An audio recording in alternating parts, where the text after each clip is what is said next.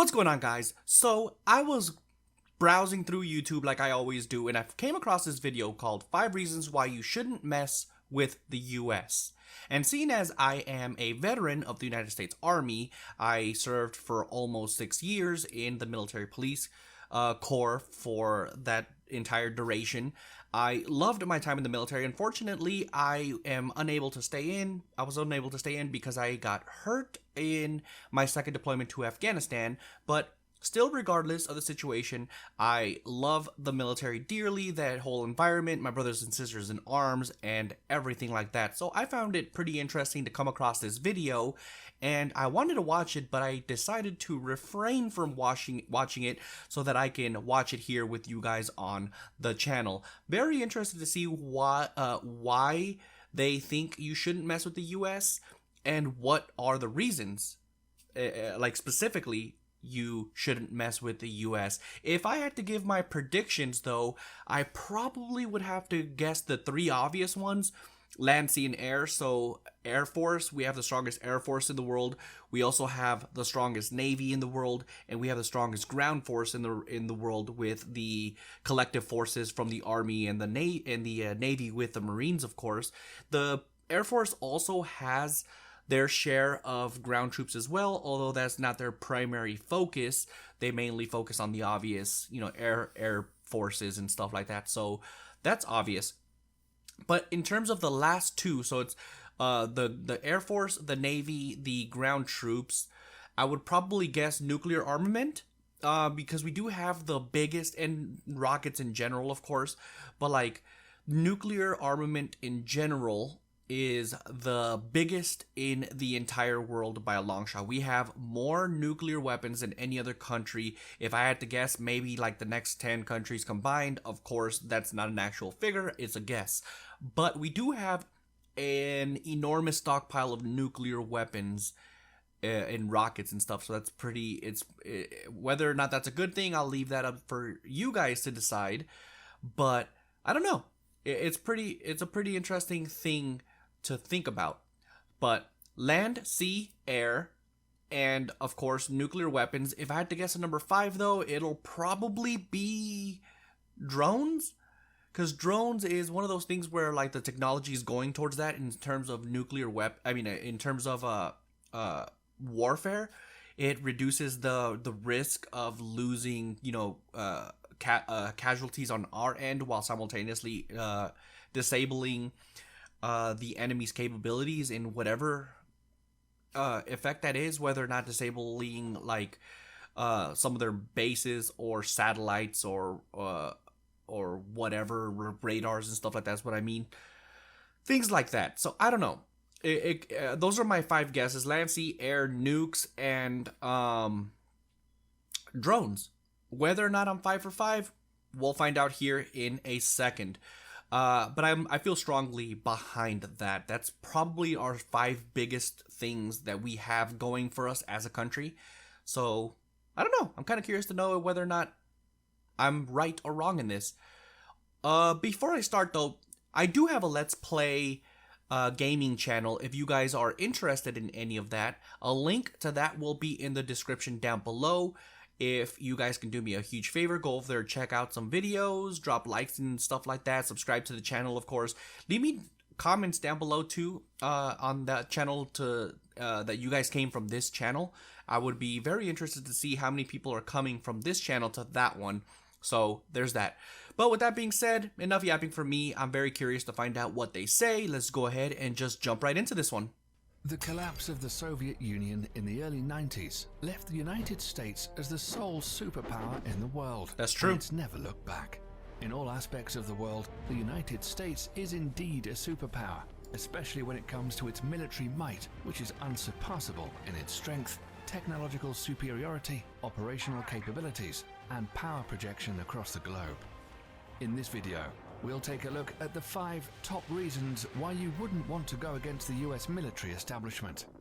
The United States Air Force is the strongest in the world. 1 for 1. Not only in the number of operational aircraft, but also in technological superiority.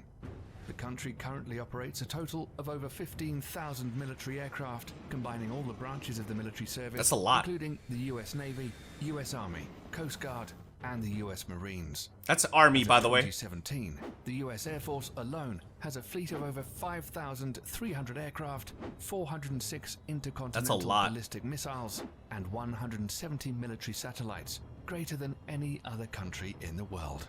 Yeah, that does surprise USA me. has the largest number of stealth aircraft designed to be silent killers and untrackable by the radar defense systems of most countries in the world.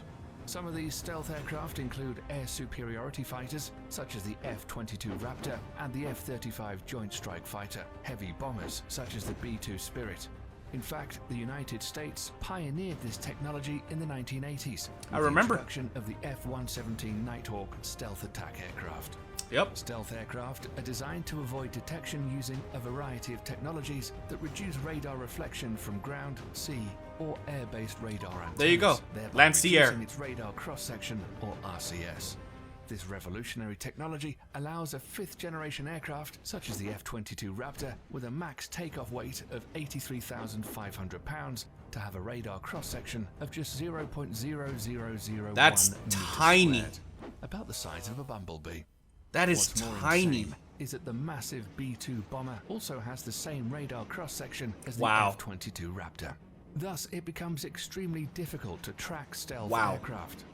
Even if the enemy spots them on their radar scopes, it's a whole other story to successfully track them and register a missile kill. That's true. The whole idea behind this technology is to break the chain in which a conventional surface-to-air missile defense system works. It's the same reason countries like China and Russia are also hard at developing their own stealth fighter, the Chengdu J-20 and the Sukhoi Su-57, respectively. These aircraft will allow the US Air Force to assert its air superiority over any battlefield of the future. And we all know that control of these skies is the biggest decider in any war. That's true, guys. All right, so we're going to comment on the first one. I'm not surprised. I'm one for one that the Air Force was chosen as one of them. We do have the strongest Air Force in the world by a pretty big margin, just even by sheer numbers on its own. But our training on top of that and everything, we do have a very powerful Air Force. So it doesn't really surprise me. The fact, though, that China, and I think they said Russia, was coming up with their own versions of stealth fighters kind of makes me, it kind of leads me to ask the question on whether or not it is time to innovate in terms of detection. Because the radar system is rapidly becoming out of date, seeing as everyone is starting to come up with ways to combat radar systems and stuff. So I think it's probably about that time that we, unless it already exists, let's be real here, the United States has a lot of things that they keep hush hush and don't tell anyone. So maybe it does exist. I don't know. But by the looks of this image, it looks like ground troops are going to be number 2. And if that's the case, I'm 2 for 2. Let's see. The reason why any country going to war with the US military should think twice is because of the strength of the US Navy and its dominance. So it wasn't over the ground world's troops, ocean, but it is Navy, so I'm still 2 for 2. Super carriers. Okay, yeah. I think we have like 10 of them. Operates 11 nuclear-powered Okay, 11. Nimitz-class I was close. supercarriers, which is the largest aircraft carrier fleet in the world. It is. The only navy that can come close in terms of technological advancement is probably the Royal Navy of the... So I had to cut out an ad. So if there's more and you see a cut, that's why there's an ad, and I had to cut that out. But I think... Okay, so that image that you saw everything, those are called, I think they're called like strike carrier groups or something like that, which are designed to protect the carriers because they're the heart of that whole unit, you know? It's pretty insane. I'm not a Navy guy, I'm an Army guy. If you guys are Navy or Air Force and you guys would like to hand off some information on some of you guys are experiences in your time of service, I would love to hear it, man. I love the military as a fellow veteran, and I'm always willing to learn more about the profession that I love so much. But yeah, they said that the second biggest country is the UK. The United Kingdom, but they only have 2 operational carriers. The Nimitz class of carriers has a displacement of over 100,000 tons. And wow, can that's a carry lot. complement That's of up to big. 70 aircraft. They're literally a floating small town in the ocean with its own airport. Yeah, that's The an Nimitz-class understatement. Carriers in themselves are extremely potent offensive weapons, but the way they operate in what is called the carrier strike groups makes Yeah, these see? ships even more deadly. A carrier seldom deploys alone. There are always a fleet of surface and underwater assets surrounding them and forming a strike group. Yeah. These include guided missile cruisers, a destroyer squadron, attack submarines, and other support vessels. Together, they project the power of the carrier and at the center of the Wow, group look at that forward vision. towards the enemy.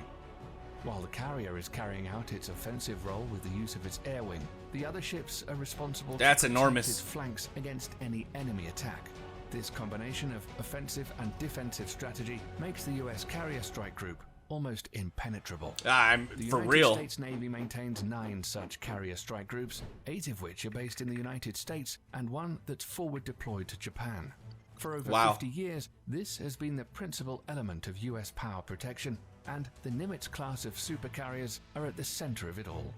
Despite this, the US is currently in the process of developing a new class of carriers called the Gerald R. Ford class. Wow, intended I didn't know to that. replace the Nimitz class ships. This new supercarrier will be even more technologically advanced. and I'm is sure. expected to continue US dominance of the oceans well into the late 21st century. All right, so they're going to number 3, which looks to be ground troops. But I wanted to comment on number 2. So number 2, it doesn't surprise me at all. Again, the Navy is very, very powerful, and we can't win wars without a strong Air Force, because controlling the skies is extremely important. And of course, naval capabilities is also very important. So it doesn't surprise me that the Navy is number 2. They said we had 11 aircraft carriers, which is pretty impressive. They said number 2 was the UK. I can't remember what they said, how many they had. I think they said 2. And if 2 is the number, that's a big difference. In sheer numbers. 11 is a lot. But 9 strike carrier groups, so that only means that 9 of them out of 10 are always operational at any given time, which means if I had to guess, I could be wrong on all of this that I'm saying, by the way, but if I had to guess that the rest of them, the last 2 is probably like backups, or maybe they interchange them, like whenever one of them needs to go down for maintenance, they probably take out one of them from storage, if you will, and rotate them out that way. I don't know how it works. The only thing I know is that they have 9 strike groups, but 11 carriers, which they don't go out by themselves, so 2 of them are somewhere. But yeah, let's see what the next one is. Third reason why you shouldn't fight the US military is their massive stockpile of nuclear and conventional 3 for 3. intercontinental ballistic missiles, or ICBMs. ICBMs. The ICBM plays the role of the land leg in the US nuclear triad, along with the Trident submarine-launched ballistic missile, SLBM, and nuclear warheads carried on long-range strategic bombers. ICBMs are launched from ground-based missile silos, achieving high suborbital spaceflight, approximately 1,000 miles above the surface of the Earth. The Wow. body of the missile then separates from the warhead, which re-enters the atmosphere and free falls to the assigned target at hypersonic speeds. The US Wow. military currently operates 400 ICBMs from its base in Wyoming, Montana, In North Dakota.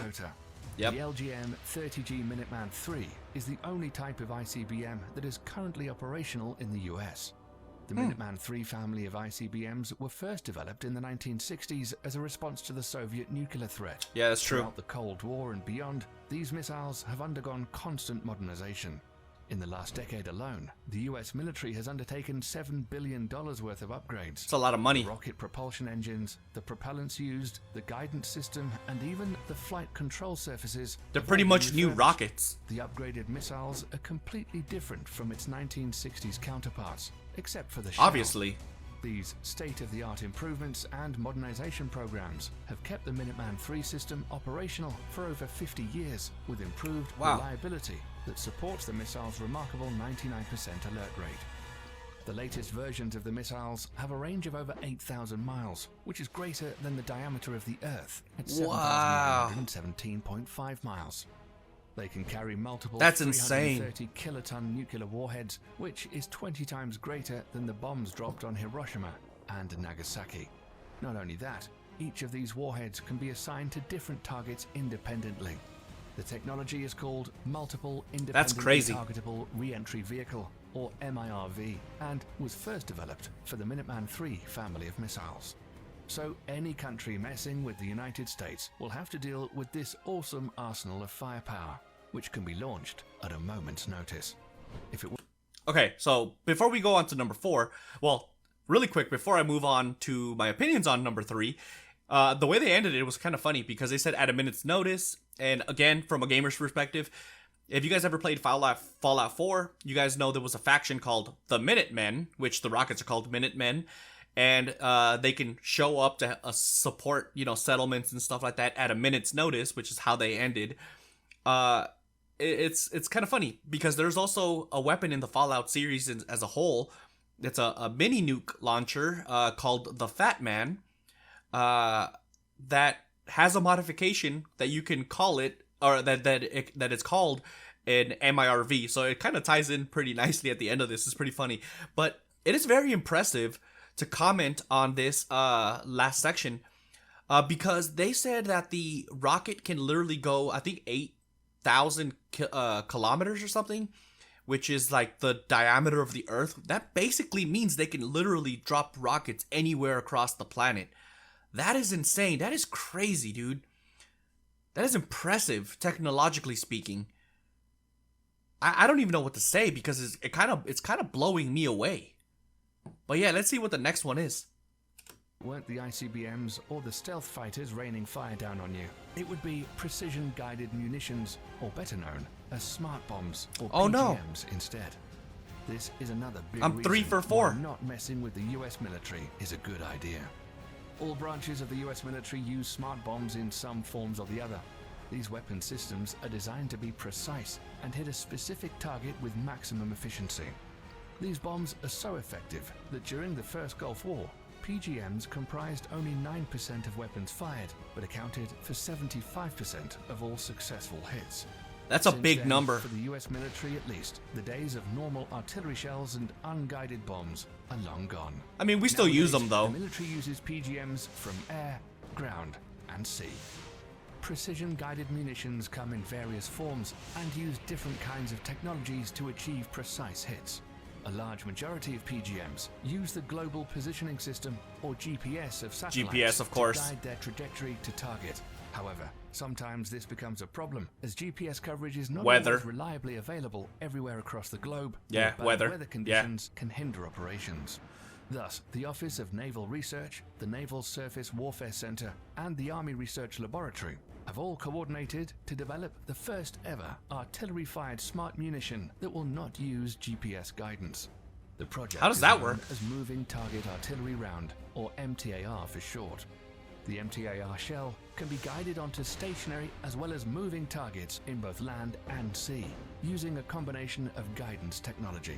That's interesting. The best part is that these shells can be fired from the existing M777A2 howitzers, 155mm towed howitzer, and the M109A7 Paladin Integrated Management Self-Propelled 155mm artillery systems already in use by the US military. That's pretty dope. The shells will also feature an extended range of 40 to 60 miles, using rocket boosters to propel them.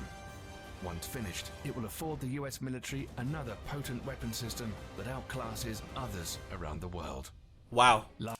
So, before we move on, dude, that's crazy. I'm kind of surprised though that they made this its own section. I would have put, rockets in general, including nuclear armaments, in one section. So, because of that, it kind of made me wrong on one, and I'm now 3 for 4. It looks like this next one is going to be drones, though, and if that's the case, I'm going to be 5 for 4 to finish this video.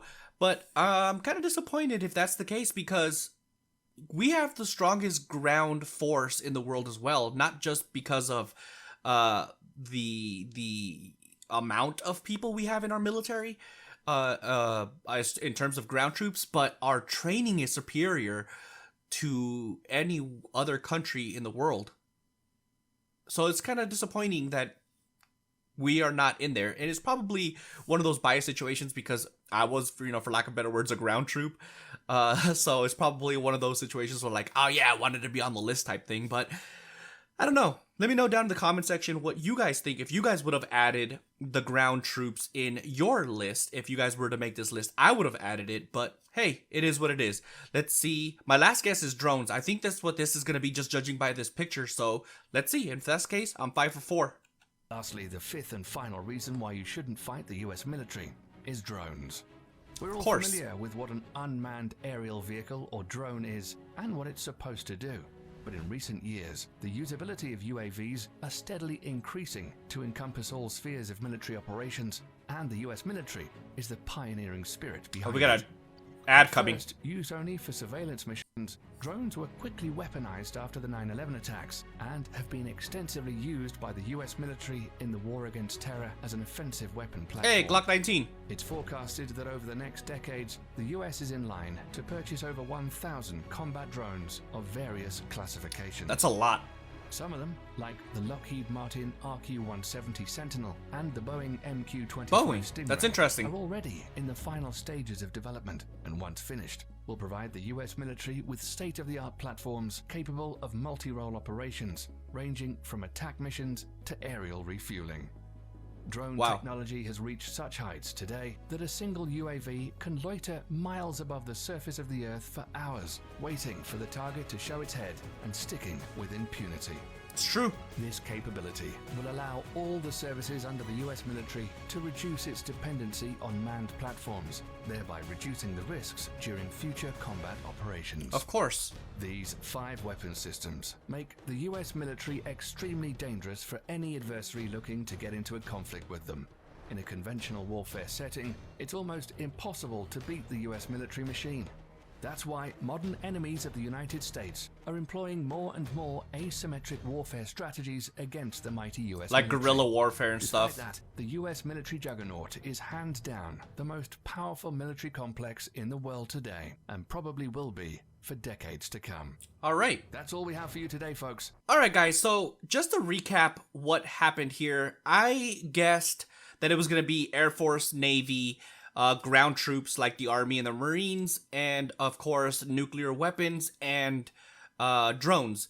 Unfortunately, they didn't add ground troops, but they decided to add smart bombs, which admittedly is not a bad addition to the list.